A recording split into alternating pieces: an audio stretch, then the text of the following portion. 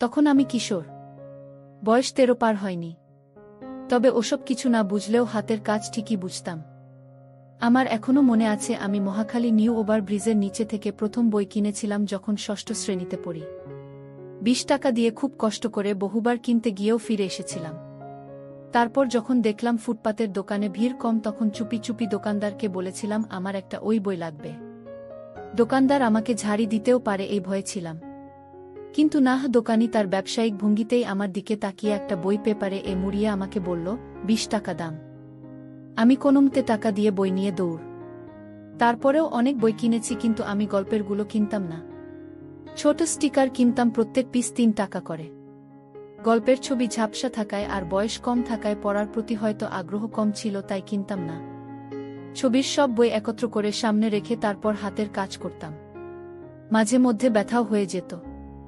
একবার এক বড় ভাইয়ের সাথে সিনেমা হলে ওইসব সিনেমা দেখতে গিয়েছিলাম, বিচিত্রা সিনেমা হলে। ছবিটা আজও মনে আছে। পরে বহু খুঁজাখুঁজি করে ইউটিউব এর মাধ্যমে পেয়েছিলাম। ছবিটার নাম দ্য লিনিয়ার কুতিনতো ব্রাস এর ইটালিয়ান ইট্টিক ফিল্ম। শেরিনা গ্রন্ডির বিশালাকার একটি বয়স্ক লোককে হাত ধরে খাওয়াচ্ছে। এখনো মনে মনে ভাবলে মনে হয় যেন আমার মুখেই পুড়ে দিচ্ছে। শেরিনা গ্রন্ডির অনেক মুভি নামিয়ে দেখছি, আর তার সিনেমা দেখতে আমার খুব ভালো লাগত। ডিসেম্বর মাস, শীতকাল। আমি তখন 7ম শ্রেণীর ফাইনাল পরীক্ষা দিলাম। নিয়ম মাফিক দাদিকে দেখতে যেতে হবে, আবার সামনে কুরবানির ঈদ। আমার অতীত অভিজ্ঞতা থেকে শীতকাল বাড়ি যাওয়া মানে অসহ্য একটি বিষয়। তারপরেও আব্বার ধমক ও মার থাবড়ার ভয়ে বাড়িতেই যেতে হবে। প্রতিবছর ফাইনাল পরীক্ষা শেষ হলে ঈদ করতে গ্রামের বাড়িতে যাওয়া হতো। প্রায় ঈদের 2 সপ্তাহ আগে বাবা আমাদের বাড়িতে দিয়ে আসতেন। দুদিন থেকে আবার চলে যেতেন ঢাকায়, কারণ তার অফিস খোলা। আমার গ্রামের বাড়ি দিনাজপুর জেলার বিরামপুর গ্রাম। যাওয়ার একমাত্র পথ দীর্ঘ লঞ্চ যাত্রা। লঞ্চে যেতে আমার খুব ভয় করত, কারণ আমি সাঁতার জানি না। তাই আমার দাদি তখন বেঁচে ছিলেন, যদিও উনার অবস্থা খুব ভালো ছিল না। যখন তখন উনার যাই অবস্থা। উনার সেবা যত্নের জন্য ফুফু ও ফুফাতো বোনরা ছিল। আমাদের গ্রামের বাড়ি থেকে ফুফুদের গ্রামের বাড়ি অনেক দূরে ছিল, তাই ফুফু ও বোনরা পালাক্রমে দাদির সেবা করত। আমার ফুফাতো বোন ছিল 2 জন, তারা 2 ভাই ও 2 বোন। বড় বোনের নাম মুক্তা ও ছোট জনের নাম রিক্তা। দীর্ঘ লঞ্চ যাত্রায় কেবিনে বসে খুবই বিরক্ত লাগছিল। নদী থেকে প্রচণ্ড কনকনে বাতাসও বইছিল। তাই কেবিনের বাহিরে চলে এলাম, যেখানটায় সূর্যের আলো পড়ছিল। লঞ্চের বাহিরটায় বেশ ভালোই লাগছিল, রোদে একটু শরীরটা গরম করে নিচ্ছি। একটু দূরেই একজন 25-26 বছর বয়সী মহিলা তার ছোট বাচ্চাকে নিয়ে নৌকা দেখাচ্ছে আর কি যেন বলছে, মাঝে মধ্যে পিচ্চিটার গাল ধরে টানে। আমি একটু কাছে যেতেই জিজ্ঞেস করলা, তোমরা যাবা কোনো গ্রামে? আমি বললাম, বিরামপুর গ্রামে। মহিলা বলল, ও তাইলে তো অনেক দূর, আমরা যাব নবাবগঞ্জ, চিনো? আমি বললাম, জি না, আমি চিনি না। মহলা বলল, এই তো পরের স্টেশন, প্রায় আয়সা পড়ছি, 30-40 মিনিট লাগবে। একটু পর আন্টি টাইপ মহিলা নিচু হয়ে আবার বাবুর গাল ধরে টানাটানি করছে। এমন সময় আমি খেয়াল করলাম ওপর দিয়ে দেখা যাচ্ছে। আমার তো চক্ষু যাই অবস্থা। অনেকটা দেখেও না দেখার ভান করছি। এদিক ছোট মিয়াও কেমন যেন হয়ে যাচ্ছে। তখন আমি ছোট ছিলাম বিধায় ভেতরে কিছু পড়া শুরু করিনি। এভাবে প্রায় 5 মিনিট কেটে গেল। একটু পর আন্টি লঞ্চের বাথরুমে গেলেন। আমি যেখানে দাঁড়িয়েছিলাম বাথরুমটা তার সামনেই, লঞ্চের শেষ ভাগে, তেলের ড্রাম এর কাছেই। উনি বাথরুমে যেয়ে দরজা লাগিয়ে দিলেন। কিন্তু হায় কপাল, দরজাও এমন তারের গুনা দিয়া পেঁচানো লক, ফলে দরজাটা লাগালেও অনেকটা দেখা যেত। আমি একটু ভালো করে খেয়াল করতেই ভেসে উঠল সেই চির আকাঙ্ক্ষার জিনিস। আর সেখান থেকে বাহির হচ্ছে অজস্র পানির ধারা। একটু পরন্ত বিকেলের রোদের আলো আমাকে এদিক দিয়ে অনেকটা উপকার করছে। বাস্তবে প্রথম দেখলাম এই কি জিনিস। এই বয়সে এখন মনে পড়ে সেটি। এমনটা দেখে আমার মনে হলো আঙ্কেল অনেক শক্তিশালী। একটু পরে নেমে পড়ল তার গন্তব্যস্থানে। নামার সময় তিনি আমার দিকে তাকিয়ে একটু হাসলেন। আমার মনে হয় তিনি ধরে ফেলেছেন আমি তার সব দেখে ফেলেছি। তারপর প্রায় 2 ঘন্টা লঞ্চে বসে আমি তাকে কল্পনা করেছি। স্টেশনে আমার চাচাতো ভাইরা হাজির ছিলেন। তারা আমাদের ব্যাগগুলো মাথায় নিয়ে গ্রামের দিকে রওনা হলেন। আমিও তাদের পিছু পিছু হাঁটা দিয়ে অবশেষে বাড়ি পৌঁছালাম। বাড়ি পুরো গম গম করছে। আমরা আসার খবর পেয়ে আমাকে এটা ওটা জিজ্ঞেস করছে। আমার তো কোনো দিকে মন নেই। কখন নিজেকে শান্ত করব ওই তালে আছি। এমন সময় আমার ফুফাতো বোন রিক্তা লেবুর শরবত নিয়ে এল। সে আমার বয়সের থেকে 3 বছরের বড়, দিনাজপুর সরকারি মহিলা কলেজে HSC এর প্রথম বর্ষের ছাত্রী। তার গায়ের রং হলদে ফর্সা, এই রং আমি নিজেও পছন্দ করি। আমাকে জিজ্ঞেস করল, কেমন আছিস? আমি বললাম, ভালো। পড়ালেখা কেমন চলে? পরীক্ষা কেমন হয়েছে? পাশ করবি তো? ভালো হয়েছে। আমি বাথরুমে যামু এই বলে আমি রওনা দিলাম, কিন্তু রিক্তা আপাও দেখি আমার পিছে পিছে আসে। আমি বললাম, তুই আসস কেন? সে বলল, সন্ধ্যা পড়ছে, যদি আবার ভয় টয় পাচ। বাথরুমে ঢুকে দরজা লাগাতেই আসলেই ভয় পেয়ে গেলাম। পুরা অন্ধকার, বাথরুমটা ছিল গাছগাছালির ভিতর, ঝিঝি পোকার ডাক, কান মনে হয় যে কোনো সময় নষ্ট হয়ে যেতে পারে। ভয়ে নিজেকে আর শান্ত করা হলো না। 1 নাম্বার কাজ করেই বেরিয়ে পড়লাম। এক কাজেই শব্দ হল, তাতে মনে হলো আসমান থেকে জমিনে ঝরনা পড়ার শব্দ। এত শব্দ হলো যে? কয়দিন ধরে জমিয়ে রেখেছিস? কাল সকাল থেকে জমিয়েছি। বসলে এত শব্দ হতো না। এখানের যেই অবস্থা, আবার বৈশা। বাবা করা ডাক দিয়া বলল, তন্ময়, তুই কি তোর দাদির কাছে আইছিলি? আমি তখন দাদির কাছে গেলাম। গুটিসুটি হয়ে সবাই উনার কাছে বসে আছেন, আমিও বসলাম। দাদি আমার মাথায় হাত বুলালেন। উনার কাছে অনেক কিচ্ছা শুনতাম, এমনও রাত গেছে যে উনার কিচ্ছা না শুনে ঘুমাতাম না। আজ উনি তেমন কথা বলতে পারেন না, কোনো মতে হাত পা নাড়ান। মা বলল, আগে কত কিচ্ছা শুনতে আসতি, আর এখন কাছেই আস না। চাচা চাচির সামনে মা বাবা ফুফু সেখানে রয়েছে, আমার পিছনে দাঁড়িয়ে আছে 2 ফুফাতো বোন। বড় ফুফাতো বোন অনার্স পড়েন। দেখতে শ্যামলা হলে কি হবে, অনেক লম্বা, আর 2টা বিশাল অধিকারিণী। আমার মাঝে মধ্যে মনে হয় এরা 2 বোন এত বড় সাইজ হলো কিভাবে। মুক্তা আপা বলে উঠল, গ্রামে এসেছিস, সবার বাসায় গেছিস, যাইয়া সালাম দিয়া আসবি না? আমি বললাম, চলেন। আমাদের গ্রামে তখনও বিদ্যুৎ যায়নি। ভয় পাব রাতে, এই ভেবে মুক্তা আপা আমার সাথে চললেন। তন্ময়, পড়াশোনা করিস ঠিকমত? আমি বললাম, জি করি। বড় আপা আমাকে বগল তলায় ধরে নিয়ে যাচ্ছে যাতে আমি ভয় না পাই। সেই অনুভূতিটা আমার খুব ভালো লাগছিল। এমনি লঞ্চে এক কাহিনী হয়েছে, কিছুই করতে দিতে পারিনি। আমিও মাথা দূরে সরাচ্ছি না, আমি ছোট, উনি কিছু মনে করবেন না, এই ভেবে মাথা কাছাকাছি করে রেখেছি। মনে মনে অনুভব করতে লাগলাম, আহ, যদি একটার পারতাম। এরকম করে এ বাড়ি থেকে ও বাড়ি গিয়ে সালাম জানিয়ে আসলাম। অন্ধকার, আমার ছোট মিয়া রাগারাগি করছে, সমস্ত রাগ যেন তার মাঝেই জমা হয়েছে। দুঃখের বিষয়, তার রাগ আমি কিছুতেই থামাতে পারছি না, জায়গার অভাবে। রাতে খাবারের পর ঘুমানোর পালা। আমাদের বাড়িতে 3টা রুম। একটিতে দাদি দখল করে আছেন। আপাতত ফুফু তার সাথে ঘুমাবেন।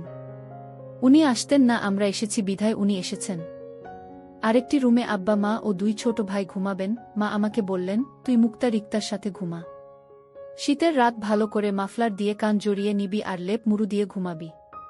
টিনের ঘরের চালের ফাঁক দিয়ে কনকনে বাতাস আসতেছে, যেন হাত পা জমে যাবে।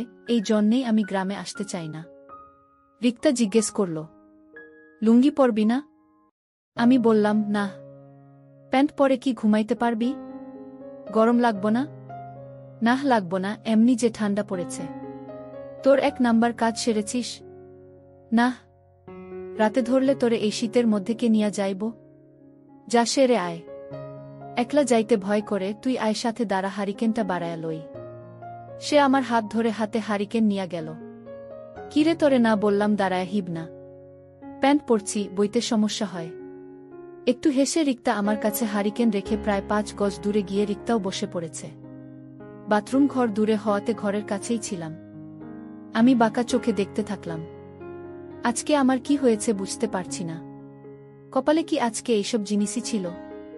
মনে মনে ভাবতে লাগলাম, এরকম যদি প্রতিদিন হতো। তারপর সে থেকে উঠে আমাকে বলল, চল, হারিকেনটা হাতে নে।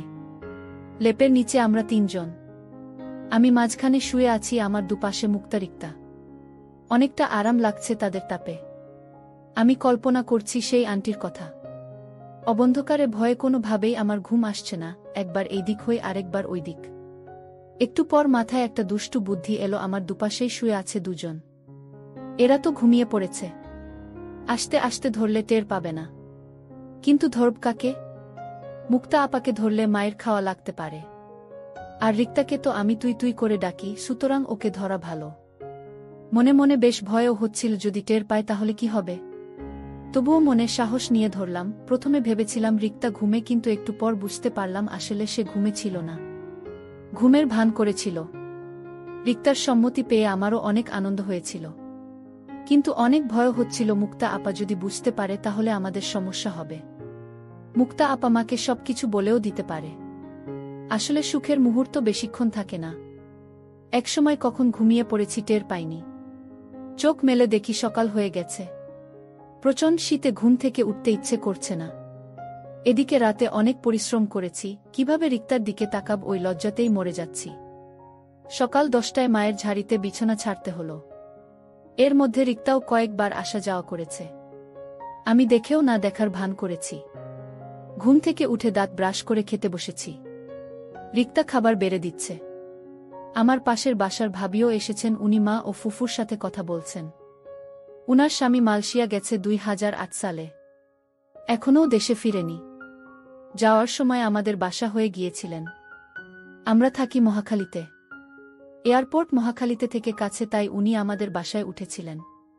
উনি একবার আমার দিকে তাকায়, আরেকবার মার সাথে কথা বলছেন। তন্ময়, দেখি বড় হয়ে গেছো, স্বাস্থ্য হয় না কেন? কিছু খাও না নাকি? জি খাই তো, কিন্তু স্বাস্থ্য তো হচ্ছে না। ঠিকমতো খাওয়া দাওয়া করলে শরীর এমন হবে কেন? বেশি করে খাইতে হবে, পরে কিন্তু বউ পাবা না। আমি কিছু না বলে চুপচাপ খাচ্ছি। রিক্তা আস্তে বলে উঠল, যে জিনিস আছে বউ 3টা লাগবে। এবার আমি খানিকটা লজ্জিত হলাম। মাথা নিচু করে কোনমতে খাওয়া শেষ করে উঠে বাইরে চলে গেলাম। কুয়াশা এখনো কাটেনি। বাবাকে দেখলাম কোথা থেকে খেজুরের রস এর কলসি নিয়ে এলেন। শীতকালে খেজুরের রস যে খেয়েছে সে জানে কতটা সুস্বাদু। তবে এতটাই ঠান্ডা থাকে যে এক চুমুকে শেষ করা যায় না। আমি 2 গ্লাস খেলাম। খেয়ে চাচার সাথে বাজারে চলে গেলাম। বিরামপুর লঞ্চঘাটের সাথেই বাজার। বিশাল সাইজের মাছ। উনি গুটি কয়েক কিনলেন। বেরি বাঁধ এর উপরে বাজার বসেছে। বেরি বাঁধ থেকে নদী দেখা যায়, মেঘনা নদী। অতি ভয়ানক এই নদী। অনেকের মতে এর তলদেশে পৃথিবীরই অন্য নদীর থেকে সবচেয়ে বেশি স্রোত হয়ে থাকে। বিশাল তার বুক, এক কিনারা থেকে আরেক কিনারা দেখা যায় না। দূর থেকে অনেক জাহাজ যাচ্ছে আর ছোট ছোট নৌকা। বেশ মনোরম দৃশ্য। যারা দেখেছেন তারা বুঝতে পারবেন। যাই হোক, বাজার শেষে চাচা বিড়ি ধরায় হাঁটা দিলেন। সর্ষে ফুলে হলুদ হয়ে আছে মাঠ, দেখতে এত সুন্দর যা কল্পনা করা যায় না। শীতের সকালের শিশির ফোটা জলে ফুলের পাপড়িগুলো চিকচিক করছে। দুধারের সেই হলুদ মাঠের মধ্যে দিয়ে হেঁটে যাচ্ছি চাচার পিছু পিছু। পা হচ্ছে একমাত্র বাহন, এমন এক জায়গা তখন রিকশাও চলে না। এখন চলে অবশ্য। আমি চিন্তা করেছি দুপুরে গোসল করার সময় হাতের কাজ সেরে নিব। এটা ভাবতে ভাবতে চাচার পিছু পিছু বাড়ি ফিরে এলাম। তখন বেলা 12টা। আমার চাচাতো ভাই আমার জন্যে অপেক্ষা করছে অনেকক্ষণ ধরে। সে নাকি আমাকে নিয়ে খালে মাছ ধরতে যাবে। ছেলেটা আমার সমবয়সী হলে কি হবে, খুবই দুরন্ত স্বভাবের। আর মুখে তার কিছু আটকায় না। আমাকে নিয়ে আইল ধরে হেঁটে যাওয়ার সময় সামনে কোনো মহিলাকে পেলে বলে উঠে, ভাবি আপনার গাছের লাউ তো ঝুইলা গেছে, পায়রা খাওয়াইবেন না? মহিলারা চেঁচিয়ে উঠে বলে, এই ছেমরা আমার গাছের লাউ তোকে কেন খাওয়াবো? তখন মহিলারা তারে বলে, তোর মার কাছে গিয়ে খাইতে চা। চাচাতো ভাই গান ধরে সাধের লাউ বানাইল মোরে বৈরাগী। আমি আর হাসি আটকাতে পারি না। মাছ ধরা শেষ হলে আমি বললাম, বাড়ি চল। কেন? বাড়ি যাইয়া কি করবি? গোসল করবি না? আমি বললাম, বাড়ি যাইয়া গোসল করব। বাড়িত আইছস পুষ্কুনিতে ডুবায়া গোসল করবি। লুঙ্গি গামছা কিছু আনি নাই। লুঙ্গি গামছা লাগব না, গোসল কইরা বাড়িত যাইয়া বদলায়া লবি। তুই তো সাঁতার জানস না, এইবার তোরে সাঁতার শিখামু কলা গাছ দিয়া। তারপর চাচাতো ভাই এর সাথে করে পুষ্কুনিতে গেলাম গোসল করতে।